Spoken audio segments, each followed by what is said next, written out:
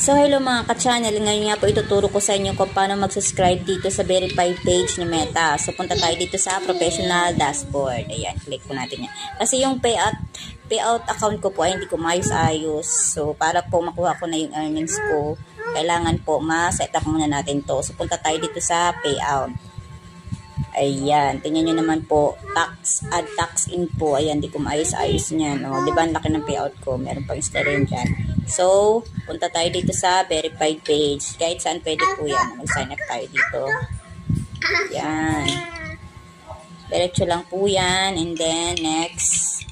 Ayan po, 30 pesos yung kanilang promo for first month. Sa sunod naman po ay mag-charge na siya ng 669 pesos po per month po yan. Pwede nyo naman po yan i-unsubscribe po. So, ayan. Next. And then, punta tayo sa, ang aking ginagamit pang bayad ay Telco. Hindi ko po ginagamit yung Gcash ko. Ayan. Telco po yan.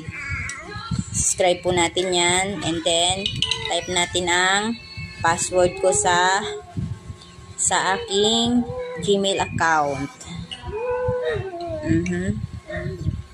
So, diretso lang verify. O, nagkamali ako ng password. So, ulitin natin. And, next. Diretso lang po yan. 30 pesos lang po yung maditirak nyo sa yan. Subscribe, manage backup payment setting. You will use all ticket subscription by payment subscription. Ayan po yung lalabas dyan. Ayan. Manage. Okay na po yun. Ayan na po. Thank you po.